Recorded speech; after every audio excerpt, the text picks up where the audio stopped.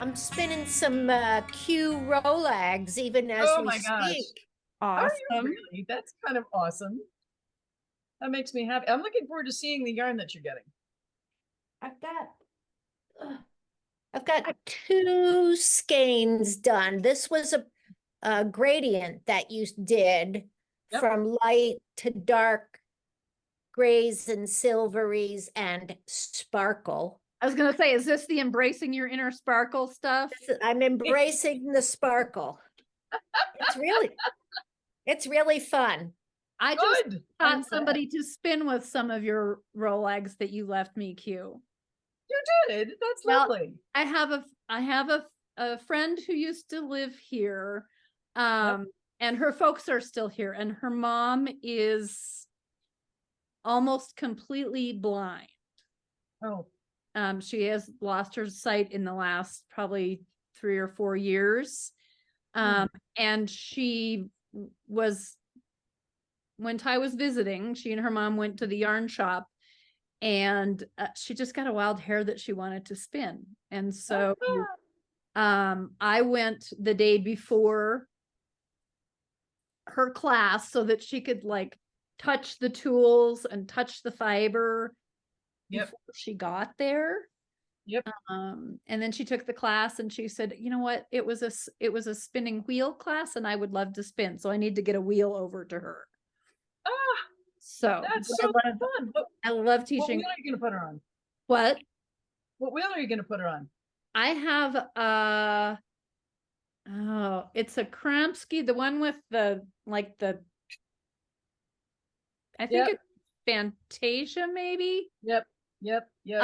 I got it for students, and I quite honestly I have maybe spun on it a couple of times, so it's not something I'm going to miss. I think it's a good easy wheel for her to start on. So Yep.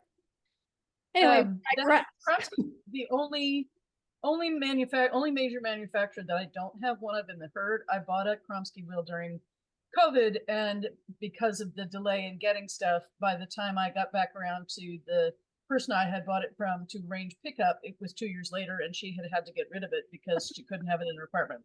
So, hard to falter. But the Fantasia, when I talk to friends, I have one friend in particular who used to be a Kromsky dealer. And when I've talked to a couple of people about what wheel I should get for the teaching herd, the Fantasia is the one that more people than not suggest. The one that they didn't suggest? No, they do suggest more people than, sorry, that was confusing. That is the leading Kromsky suggestion that I get is the Fantasia. It's okay.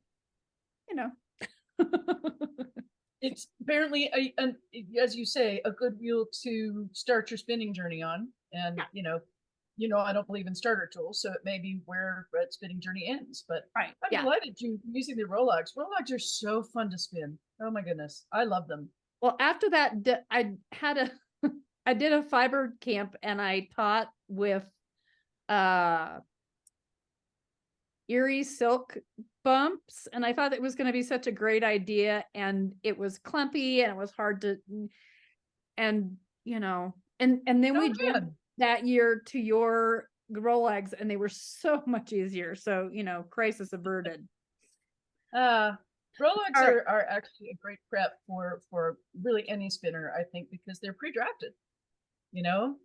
Right. It makes a difference. You don't have to. I'm like right now I'm spinning something that JJ got in a fiber club, and I love the whole collection of fiber. I like the colors, I like the different fibers that they gave me, but this particular top is a little bit stubborn. And when I started spinning, if the wool fought back, I was like, oh man, I must be doing something wrong. It was kind of instant road to self-judgment. And so with Rolex, they I don't want to say they spin themselves, because the spinner is still putting the twist in and controlling how much of the fiber goes on, but you don't have to fight them, which I love. Right. So I'm going to stop and welcome everybody. I'm so glad sorry, I was we're all here. No, that's okay. And thank you, Q, for doing this kind of at the last minute. Caitlin Morris, who was supposed to be with me tonight, had a car accident today, and she's okay. She Good. said she's okay, but she was still waiting for the police. And then her mother and husband and I were encouraging her to go to the hospital to get checked out. So she was going to do that. Good. And so Q was kind enough to offer. And disclaimer that Q and I have known one another for a while. We do she comes and does the Estes Park Wool Market, which is about an hour from here, and stays with me. So we are a force to be reckoned with when we are together. Yeah. Her and me and Tammy Jordan, who also comes and toot. Oh yeah. So Yeah, it's dangerous, man. It's like the four horsewomen of the fiber apocalypse. right. So That's good stuff. so we know one another and have lots of fun together and have great ideas together. Yep. So, I just want to share a bit of that with who we've got with us today. So I want to Awesome. start and talk about, because you have another profession, but you are full-time fiber now. Mhm. So I want to talk a little bit about how your business got started, and then if you will tell the tale about the name of your business, I would love that as well. I surely will. So the other profession to which Teddy is so tactfully alluding is that I am a licensed attorney. I've been a licensed attorney for 18 years. I went to law school in my 30s. I am still licensed in 3 states. I practice almost not at all anymore. I'm still interested in the law, just for a wide variety of reasons that Teddy, you can ask me about if you want me to go down that road. It just did not. I burned out. I was a legal aid lawyer, and it was great work, and I'm grateful that I did it. And it just got to the point where that was more than I could do. So I crocheted my way through law school. I started crocheting when I was a professional singer, because professional musicians make no money. And so I was a copy editor also to pay my bills. But I was in my first round of friends having babies, and I needed to have something I could give them, and I didn't have the money to buy gifts, so I made baby blankets out of adamantine yarn, Red Heart, which comes in all kinds of colors and happily gets softer the more you wash it. And I kept crocheting in law school. It was essentially the thing that kept me awake in some of my classes. It was also, for me, it was the equivalent of doodling. It really kept my brain functional in class. There were 10 years between my previous graduate degree and that one, and I had completely forgotten what it's like to study. And I had a handful of classmates who had babies. I will point out that most of the babies born when I was in law school were born to straight couples, where if there was somebody having a baby, it was not the student. But still, being a parent of a newborn in law school is not easy. Right. And so I just kept going. And by the time I had been in practice for 8 years as a legal aid lawyer, I had met my partners, Fiber J and Maker J, and they sold their handmade things at an arts market put on every Saturday by the Kind of Funky Arts Collective here. So they started selling my stuff.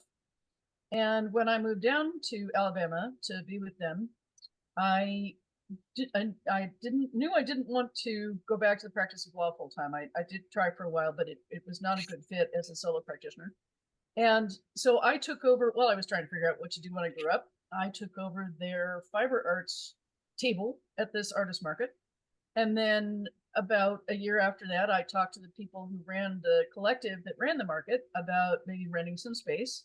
And they said, sure, you should apply. And I applied and got a studio. And then Fiber J got a drum carder and taught me how to use that. And then a friend taught me how to spin. And then I taught myself how to dye. And at some point in there, I sat down with the J's and I said, I think that what I need to do is run a fiber arts business. I want to teach these things, and I want to sell the things that we make, and to travel around and do fiber with people. And they signed up for that. And they do it with me as often as possible. But it was sort of It was not what I expected to do. But so many things in life aren't, and it works out okay anyway. Except when it doesn't. But life is a series of adventures, and this has been and continues to be a good one. I chose the name for the business because when I was still, the business is called the Foldout Cat. And when I was still practicing law full time, I had a friend that I was trying to persuade to come and visit me on the grounds that I had at the time 3 cats. That my partners and I have had between 4 and 11 cats between the 3 of us in our 2 houses since I moved down here. But at the time I was still living in Virginia, and I had 3 cats, and I had a fold-out couch. So there was going to be a place for her to sleep. I had a very small apartment. The only other option would have been basically for her to curl up on my kitchen table, which did not seem like a dignified place for, an adult woman to sleep. But there had been, let's just say, a little bit of Chardonnay involved in the conversation on my end. And so what actually came out was, Michelle, you should come and visit me. I have 3 couches and a fold-out cat. She didn't come visit me. I don't know if there's a causal connection there. But when I kind of worked my way into being a full-time fiber arts person and had to pick a name, I'm notoriously terrible at naming things. When I was in kindergarten, one of the parents made little brown nap pillows for everyone to nap on, and we were encouraged to name them. And I named mine Little Brown Nap Pillow. So I'm really hideous at the naming thing. I've gotten better at it with products, but I'm terrible at generally naming things. But I thought, well, if I name the business the Foldout Cat, aside from the giant dust bunnies that cat hair creates in every corner of my house, Foldout Cat is not a name that has immediate associations with the fiber arts. But I'm pretty sure no one else is going to have thought of it first. And indeed, if you spell fold out as one word and you Google Foldout Cat, I am, the almighty first page of Google results, which, is, I didn't think about that at the time. But so, in fact, there is apparently no other Foldout Cat out there. Strangely enough. Can't imagine why no one thought of that as the name for a fiber arts business. So is that responsive? That is. So when I interviewed Julie and Patrick, we talked a little bit about working with our partners, which she and Patrick, work together. I know them. I love them. Yeah. Yeah. So tell me a little bit about, because everybody kind of has a place in your business and does a thing, but also contributes in other ways. So tell me about who does what, and because you're kind of the on the road gal. I am. I'm the on the road gal, and I am the primary dyer. I'm the only, well, not the only dyer. They did some beautiful dyeing for SAF this year, Southeastern Animal Fiber Fair. I'm the primary dyer, and I am the primary on the road person. Chiefly because both of them have full-time day jobs. One of them is the assistant news director for a news station in town. And he just spent an entire week at the studio, the news studio, dealing, with news about the weather down here, because my whole part of the Deep South was immobilized by ice, which is much less dramatic looking than it is to experience. If you can't actually go, I couldn't go out either door of my house without risking falling over. And the other one works for a local university. And so they both have full-time jobs. They are both what I think of as poly artists. They both spin, they both weave, they're both capable of dyeing, they both card. So the things that we sell in the booth are a mixture of things that we all make. I make almost all the finished woven items, and I probably make 2/3 to 3/4 of the rest of what's in the booth, but both of them contribute to that. And Maker J, who is the assistant news director, is also a talented and creative sewist, and he hasn't had time to do the things that he used to do when I had a studio, but I'm hoping he'll go back to it. He used to make all these wonderful little banners. And B has a really adventurous, neat set ideas about color. So he very often will go to my bat buffet when I need bats for stock and put together 25 kits of mixed colors and fibers and all sorts of stuff, and then I will card them, which is wonderful. They both have really good color sense. Fiber J is the one who travels with me the most often. Maker J does not get very much vacation. And what vacation he does get is subject to the vagaries of the news. And I'm pretty sure I don't have to tell anybody that there is always vagaries of news going on. So he did one show with me last year. We had a good time. It was the first time he'd done a show with me on his own. And we do a couple of shows together, but mostly it's Fiber J who travels with me. And so that his primary role is he comes with me to between a third and a half of the shows that the Foldout Cat does. And that's wonderful for so many reasons. One of which is that it allows me both to teach and to vend at shows where the classes and the marketplaces overlap. Because if there's no one with me at a show, like I do a show called Hoosier Hills Fiber Festival, that's a wonderful show.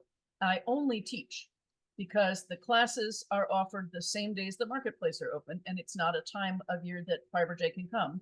And I cannot do both, nor do I think it would be a good idea for me to try to clone myself. I don't really think the world is ready for that. I'm not sure I'm ready for it. So they're both makers, and they both have the practical side that they also contribute to. And I'm very lucky, very, very lucky to have both of them. They actually did the Southeastern Animal Fiber Fair for me this past year, and they will do it again this year because, as folks probably know, Southeastern Animal Fiber Fair, which is the biggest fiber festival in the Southeast and one of the biggest in the country, and Rhinebeck, which is a big festival and famous festival in New York, conflicted last year and conflict this year. And so when I found that out, I sat down with them and I explained it, and I didn't even have to ask.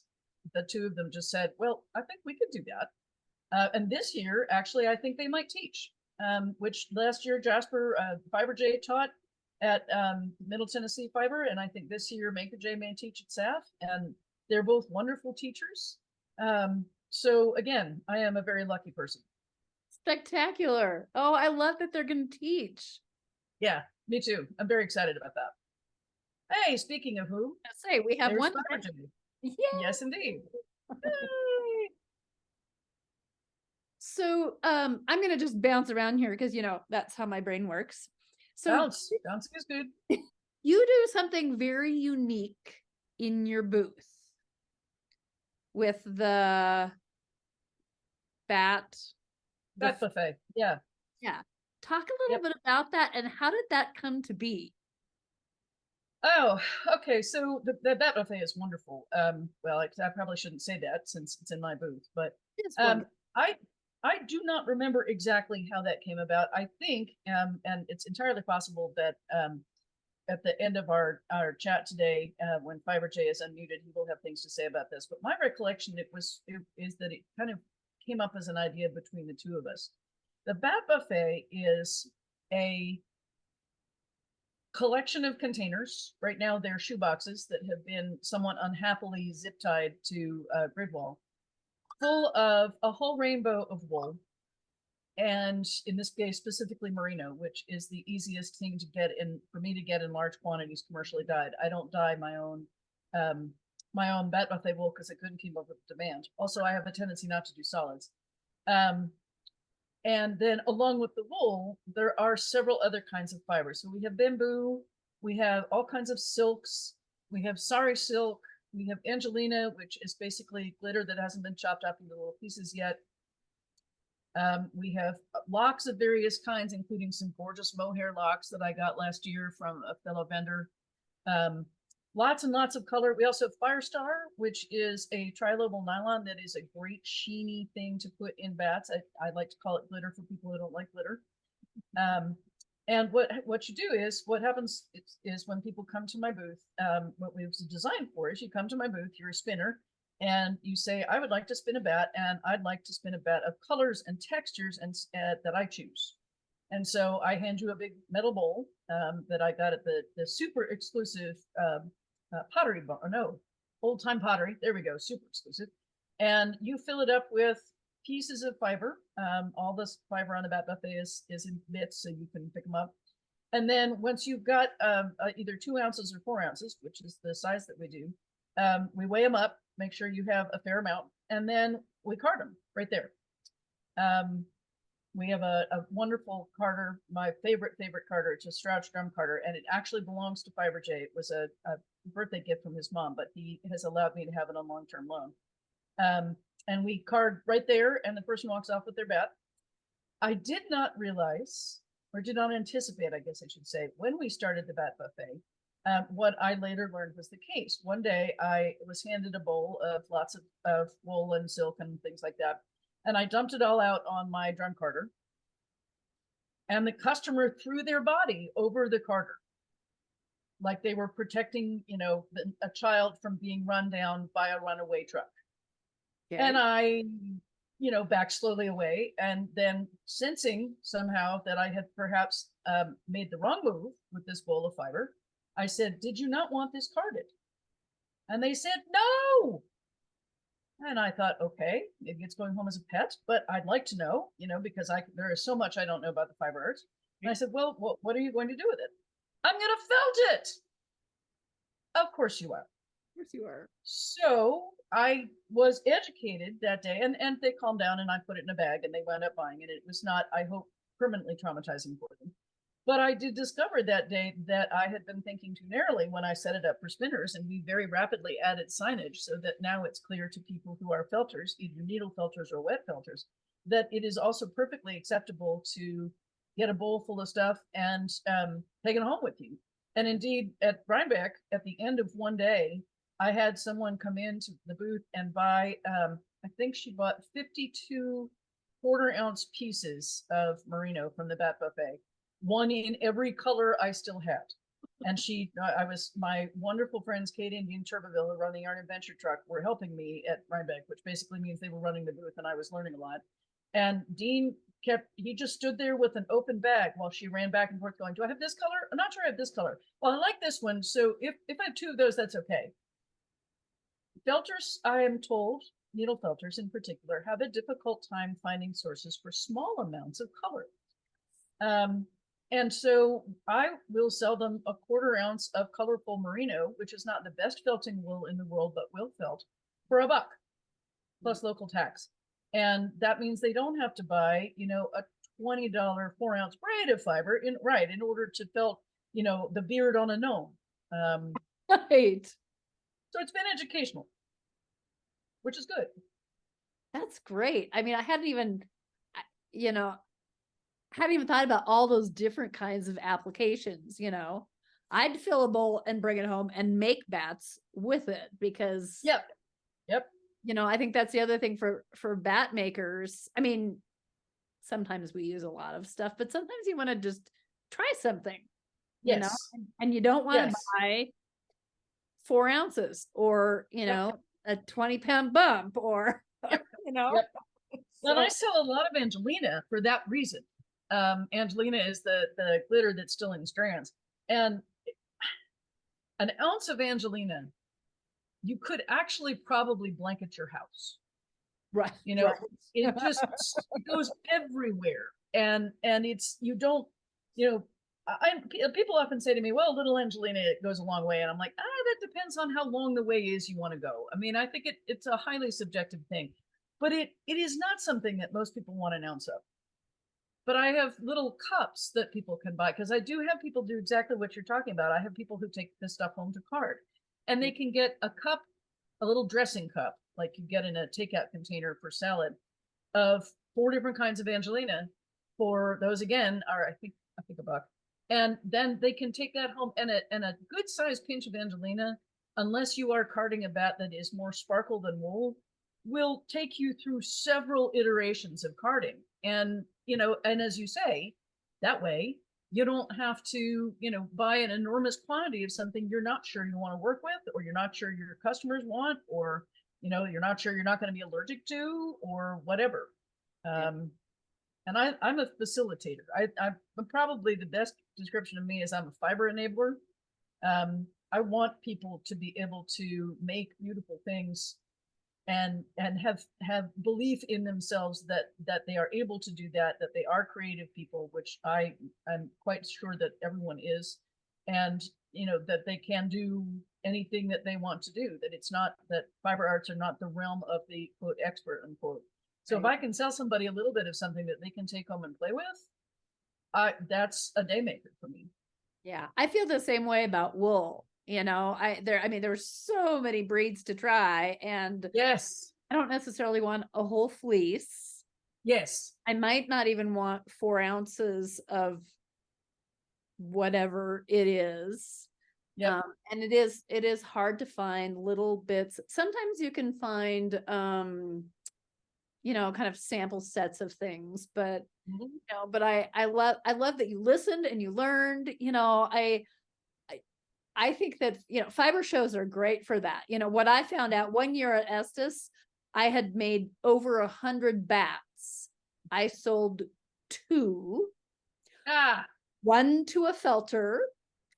And what I figured out was that, or at least my conclusion was that people in Colorado just don't know what to do with a bat. Yep. Braid, yes. Bat, ooh, that was foreign to them. I mean, and they were like beautiful botanical colors. I think they weren't ugly, but I learned a lot that year. Yep. The next year I did yarn, and similarly, but everybody was interested in the looms, which were prettier than yarn. So anyway, that's very, very apples Cheez-Its, Teddy. I've seen the looms and the yarn, and those beauties are different. Right. Right. And I actually have some of both, so I know whereof I speak. Well, and there used to be someone who had probably a quad booth with tools there, and there just isn't a tool maker anymore. So it's a niche that needs to be filled. All right. So I'm going to jump to teaching now, because you teach some interesting things as well. And I want to talk about you do a couple of herd classes. Yep.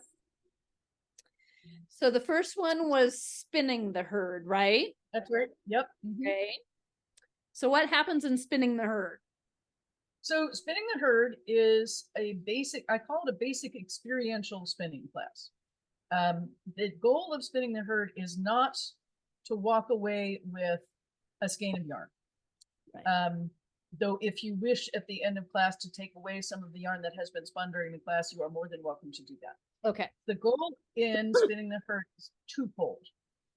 It is to expose people to the basic skills of yarn of spinning in a hands-on way, and it is to expose people to multiple different spinning wheels in a hands-on way. So I picture it like speed dating with wheels. Is that what it's like? It is very much like speed dating with wheels. Yes.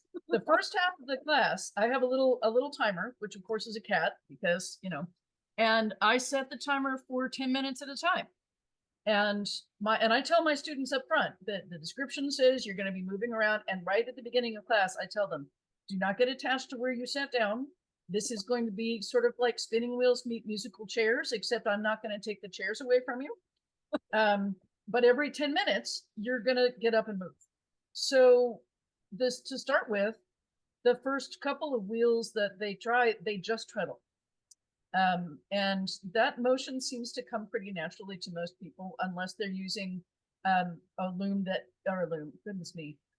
that is like the Spinolution wheels. I have 2 of those in the standard teaching herd, and that treadling takes some getting used to, but it's totally doable.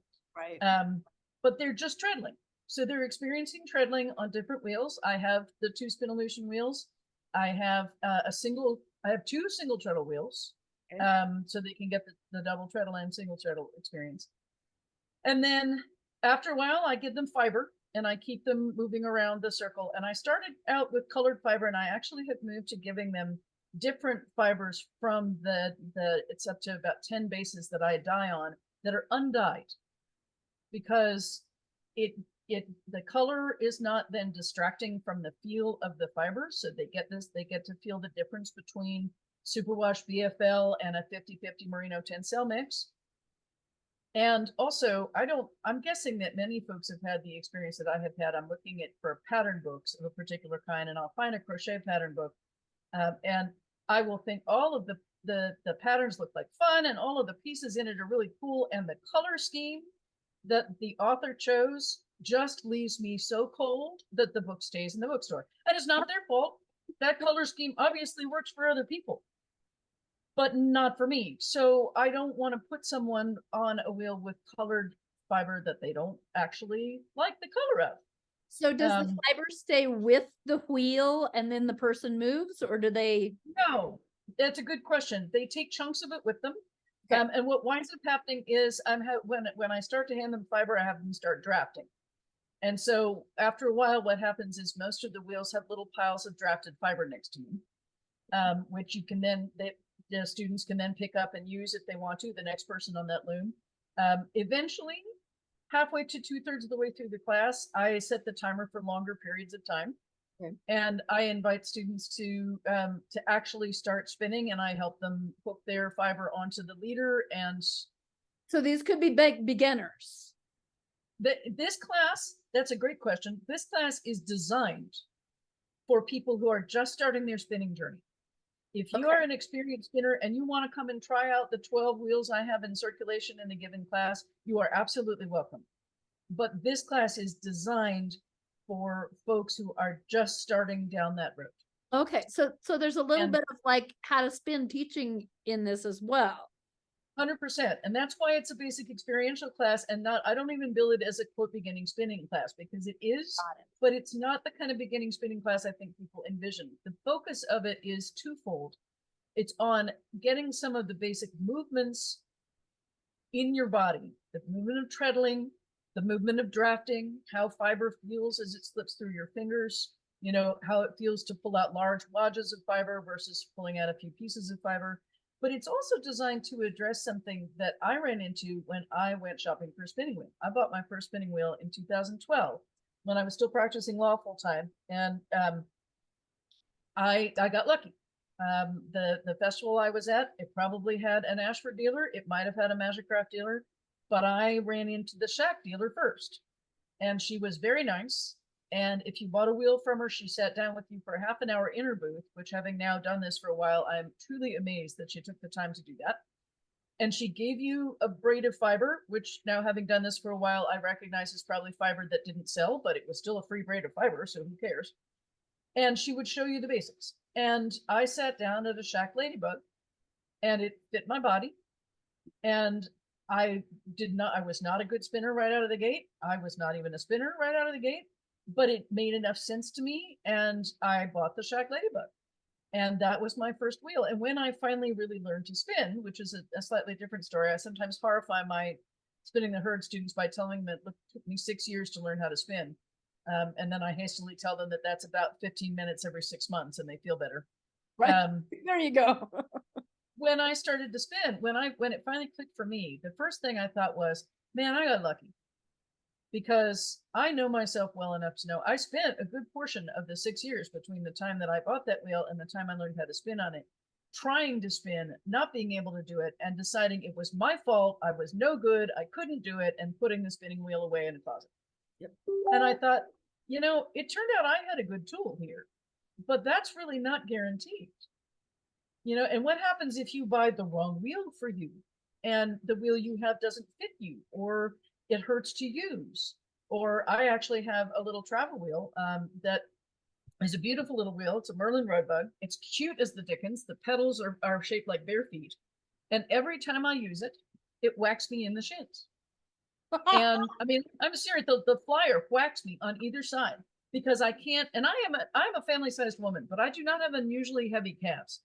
I am just built in such a way that that wheel sits between my legs, such that when I am treadling, my legs are too close to the flyer, and the flyer whacks me. And I tried everything I could to solve that, up to and including talking to the guy who builds those wheels on the Ravelry group. He was very nice and very friendly and very responsive, and nothing works. So if that had been my first wheel, I really would have thought there was something wrong with me. So I started acquiring used spinning wheels. Pretty much every wheel I own is used. Because what this class does is it gives people the opportunity to spin on 12 different wheels from at least 8 different manufacturers, if not 9. So give us the Um, tour. Oh, say again. Give us the tour. Tell us what are the 12? Let's see. So I also have wheels that don't travel with me. Some of them, most of them, because I haven't had enough time to get comfortable enough on them to problem solve them. And I'm not putting a student on one that I can't, at least wrangle a little. So let's see. We've got a Shack Ladybug and a Shack Matchless. My original Ladybug has gone to a new home because I went to a spinning retreat and a woman brought an old wheel with her and she tried mine out and she loved it. And I had another one, so mine went home with her.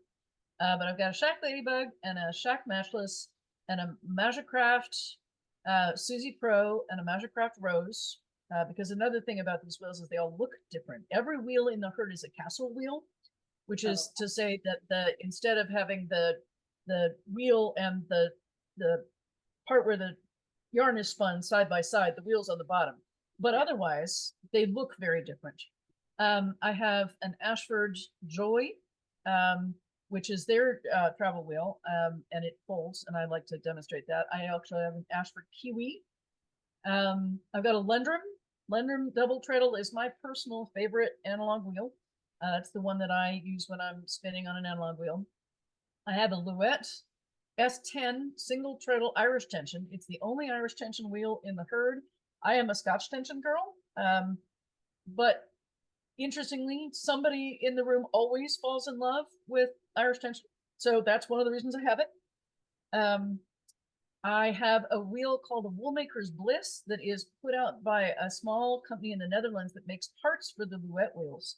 And indeed, when I got it, it looked remarkably like IKEA had made a spinning wheel. It came flat packed and you assembled it. It was pretty fabulous. And it's that white laminate on plywood board. So it's a fascinating looking wheel. I've got a Spinolution, so maybe it's 8 different makers. I've got a Spinolution Echo and then the Spinolution Monarch, which is the Monarch is their big heavy production wheel. And I feel like I'm forgetting one. Probably should have been counting and didn't. 2 Shacks, 2 Magicrafts, 2 Ashford, 2 Spinolution, that's 8. Lendrum, the Louette, the Woolmaker's Bliss, and I'm drawing a blank on the last one, but typically there are 12. And that's the size of class I usually teach, because that or lower, because more than that and enough that my intention is to divide it. So that's the analog herd that travels with me. And then I have probably another 10 or so acoustic wheels that I would like to rotate in, including Acoustic? a Babes fiber guard. So I teach a version of spinning the herd called Electric Sheep that I spin on e-spinners. Right. So I had to come up with a way to differentiate between them. And I didn't like the idea of saying, well, these are real spinning wheels and these are e-spinners. That didn't seem fair to either side. So I grafted musical language over the spinning world. And so I have the acoustic herd and the electric herd. Got it. Which right. Somebody asked me the other day, they're like, that doesn't really make sense. And I'm like, I don't know what to tell you. I just had to find some kind of verbal shorthand. So there it is. So you had talked about doing the electric spin the herd. Have you taught it now? Yes, I have. Okay. So what's in that herd? That herd, let's see. That herd, I'm getting that herd up to 10. There are fewer e-spinners out there. Although, if memory serves, both Louette and Magicraft are releasing one this year. That Louette video I saw about it was interesting because it presented it. It basically said Louette invented an e-spinner in the 1970s, and I thought, well, that's really cool. Where was it? Right? Where did it go? Why have we not seen it? Where did it go? Exactly. But so let's see. The e-spinning herd has a repeat wheel because it has 2 of my all-time favorite e-spinner. The e-spinner that I use, which is the e-spinner I've been spinning on, is the electric eel wheel 6.0 from Dreaming Robots. And I love it. And I love it so much that I have 2 in the herd because I want to be able to teach 10 people in that class. And there aren't quite 10 current e-spinners yet. Oh, okay. So I added the second Dreaming Robots. And I have a third Dreaming Robots wheel. The guy who runs Dreaming Robots put out last year a new version of his very first spinning wheel, which is the Nano. And it's a very small spinning wheel. I took it with me in a backpack on a plane. I put it out in 2022 because that Christmas I took it with me to DC. And so I have one there in part for scale and in part to kind of show people the difference between wheels even within a maker. I have a Daedalus Magpie, which when I bought it was the flagship wheel for the Daedalus line and is the biggest wheel that I have except for the Ashford Jumbo e-spinner, which is the only Irish tension e-spinner in currently being made as far as I know. Let's see, I have a Spinny Cube, Forever Growing LLC, which is a Wafa vendor. Yep. I have one of their Spinny Cubes from not very long after Wafa started, and it's beautiful. It's purple heartwood and rainbow 3D printed bits, and so I take that with me. I have, although I haven't gotten to use yet, a Spinolution Firefly that friends of mine picked up for me. This will sound familiar to you, Teddy, from a seller in Colorado.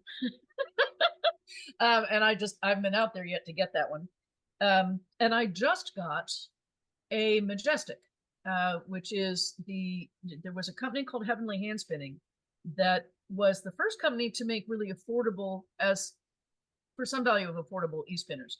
Oh, and I have a Hanson. Speaking of beautiful e-spinners at the other end of the price point. The Heavenly Hand Spinners, I bought one of those not very long into COVID, and I think it cost me $400, which for an e-spinner is, until Forever Growing put the Spinny Cube out, and then after Dreaming Robots. But before those two, that was absolutely the least expensive e-spinner you could find. Right. They were bought by the guy who bought Strouch, right, and then he died, and all of that kind of fell apart. And so the Heavenly Hand Spinning people redid themselves and turned into an auto winder company, and started making auto winders for all kinds of wheels. An auto winder is the generic term for what is branded by one company as a woolly winder. Right. And then at some point, something happened, and I could make a lawyerly guess, but I don't think it's important. And the Heavenly Hand Spinning folks, who by now were called Level Wind, came out with a spinning wheel. And it bears some distinct physical resemblances to the Heavenly Hand Spinning wheels. And it's the only one that I have where the controls are a separate box. Instead of being on the machine somewhere, the controls are typically on the front or the side of an e-spinner.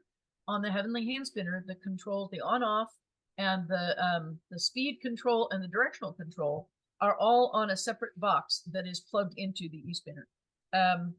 Which is an interesting way to do that.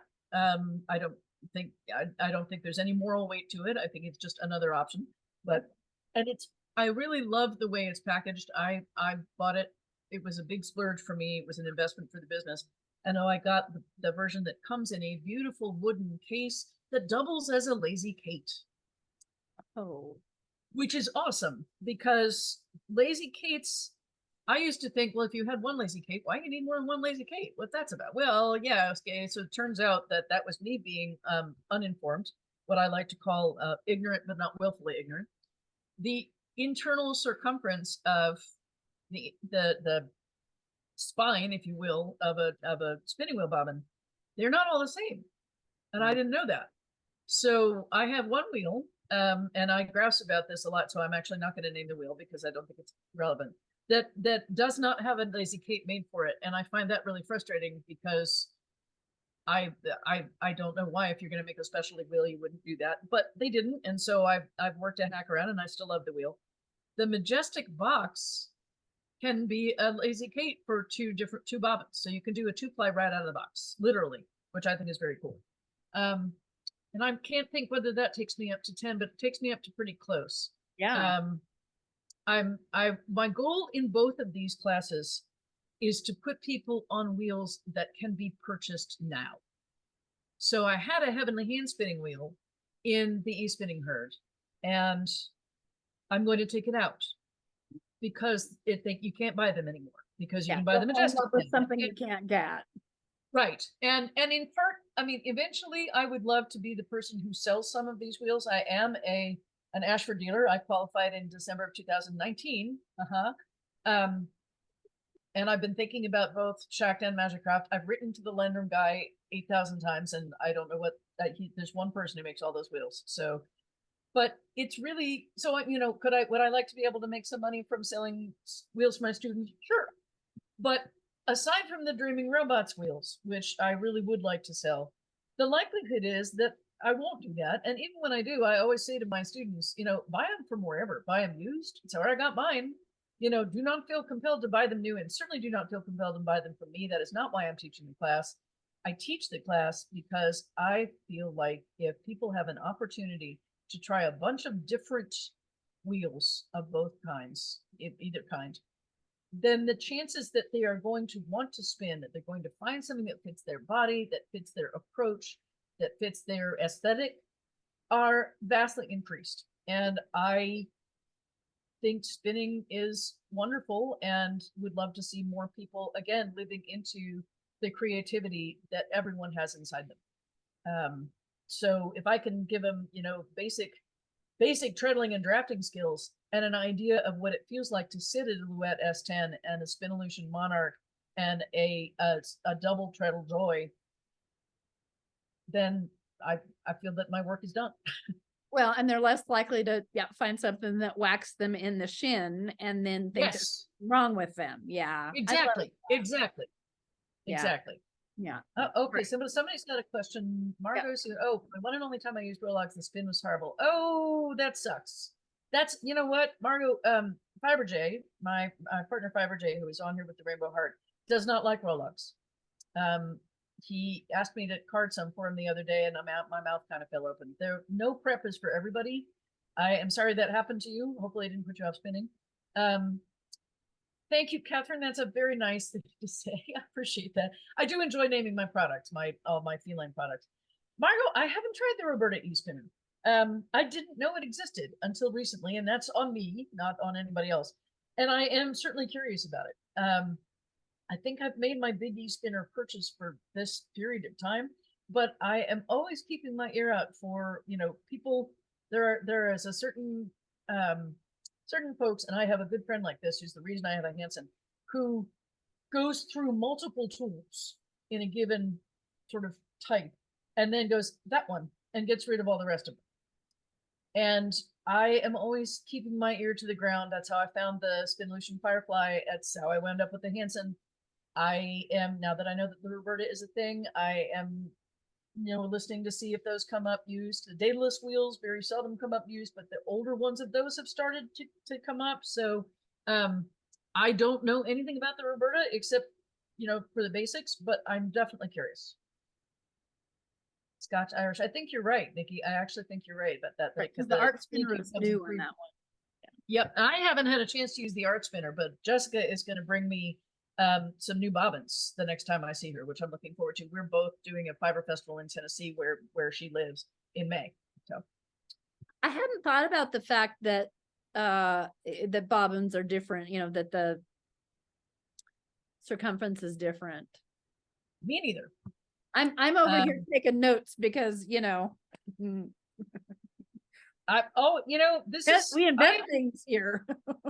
and when, I'm not going to say if, yep, when that happens, I really want to be on your beta testing squad, because I think that would be amazing. And I love Toots aesthetic, and I think you guys would be really well suited to putting that together.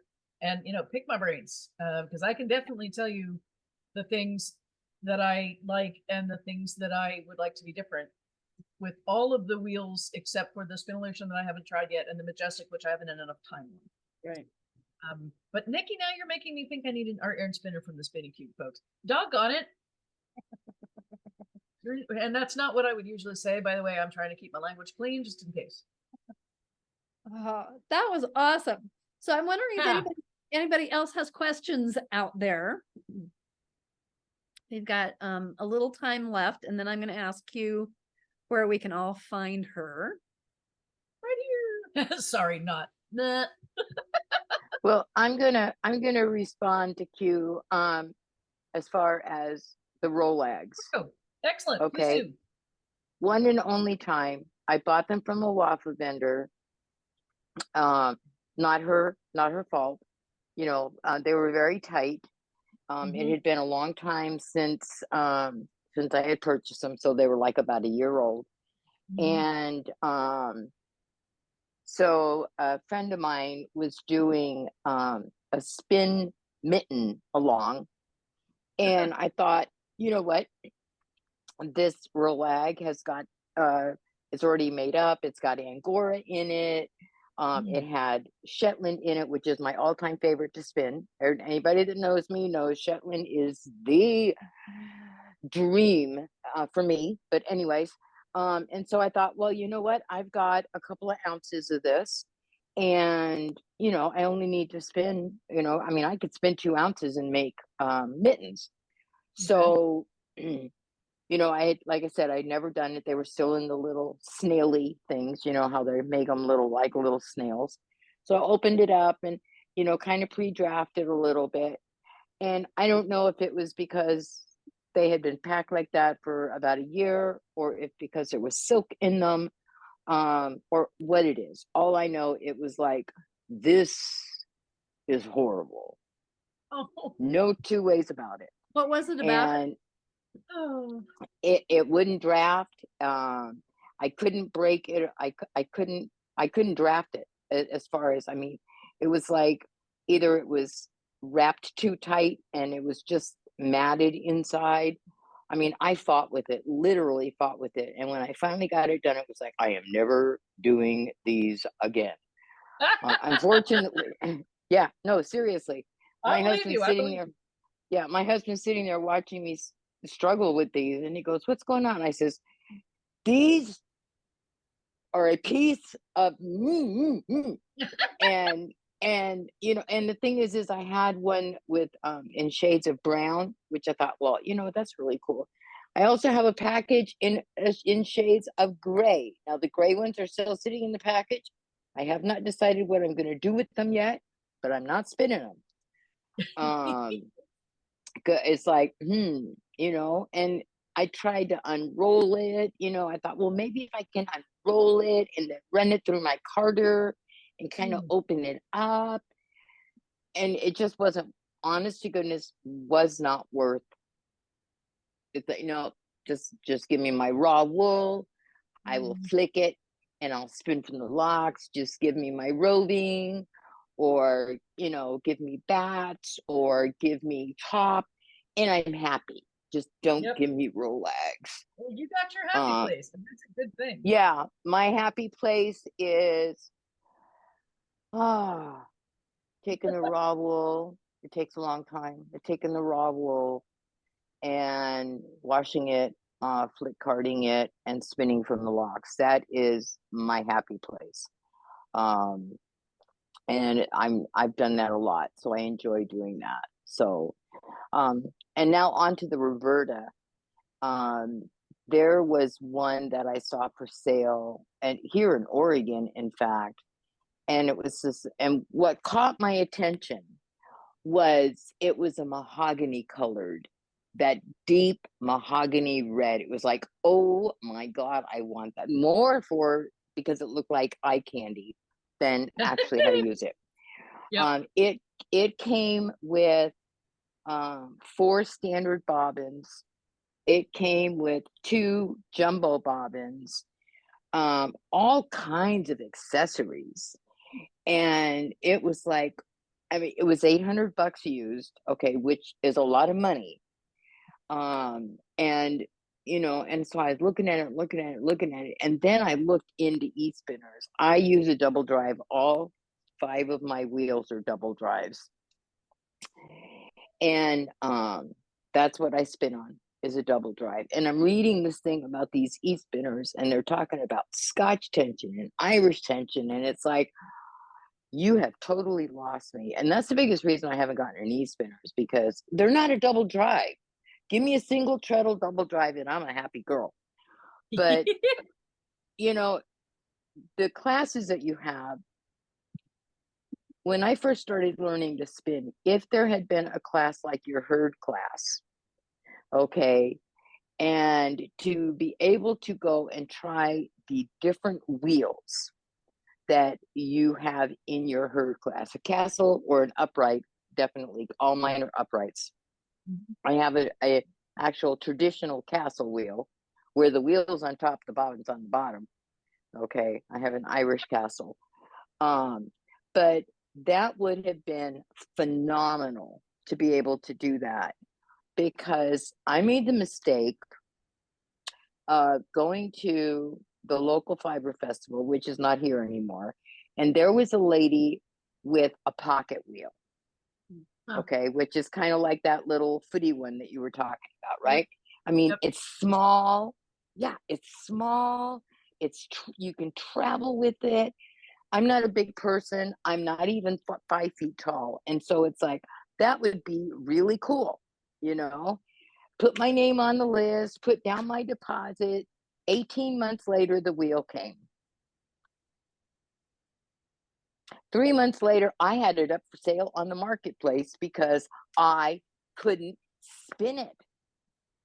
I could not get that wheel to spin at all. I mean, and I was constantly emailing John back and forth. It's like, what do I do?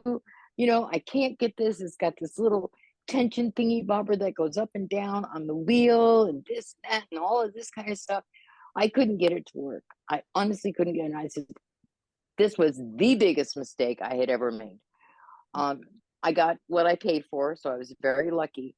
But having a class offering different styles of wheels, whether it's a single treadle or a double treadle, some wheels have, you know, stronger uptakes. Some wheels you can do like the lace spinning that I do. And to be able to try those wheels, that is fantastic. And, you know, I wish you came over onto the West Coast, you know. Thank you. Thank you. And I've been there once. I've been there once. I did Black Sheep in 2022. With not a great year for Black Sheep, but I had a good time. It's just too far for me to drive. Oh, I could just imagine. I mean, I met you at Michigan Fiber Festival. Yes. Yeah. And I mean, I flew there to go to the festival, specifically to go because I wanted to go, and stayed with Katie, and bless her heart, lovely family. I mean, she put up with me for a week. I don't know how she did it, but she did. And so, yeah, so I met you there, and, you know, you were doing the karting thing. I love that. I love that idea. That was so cool. Thank you. Thank you. It's Well, like, come back. oh my God. Yeah. Well, you know, my next road trip is I want to go to the Wisconsin one because they have Shetland sheep there. Yeah. Yeah. You're singing your song. Yeah. Oh, absolutely. But there needs to be more teachers, fiber makers that has classes like what you're doing. Thank you. Well, I appreciate that. Well, you know, absolutely. I appreciate you saying that so much. And actually that leads into what I think Teddy wanted to wind up with, which was, where can you find me? Am I correct about that? Am I reading that room correctly? Yeah, let's do that. So thank you, Margot. Perfect segue. So this weekend, not teaching this weekend, but it will be on the WAPA on Saturday morning at 9 o'clock my time. So that's 10 Eastern Standard. That's coffee o'clock for Teddy. That is, I have one friend who's in Alaska who's like, yeah, I won't be there because that's 6 a.m. for her. So I'll be on at 9, selling all sorts of fibery pretties, hand-dyed yarn and fiber and bats. And I actually am hoping to introduce a new product that I'm kind of excited about that is relevant to the discussion that we had today. So we'll see if I can get my act together to get that done. And then I said Oregon was too far for me to travel. Generally speaking, it is, but I will be driving to California to set my looms up at a wedding in February. Repeat students of mine are hiring me to do that, and I'm very excited about that. Next time I am teaching, I'm at the Carolina Fiber Fest in Raleigh, North Carolina in early March, and I'm teaching electric sheet. I'm teaching the electric e-spinning class twice, and 2 weaving classes. I teach freestyle weaving, which is the type of weaving that I do. and I'm teaching my carding class, which is called Getting Batty with It.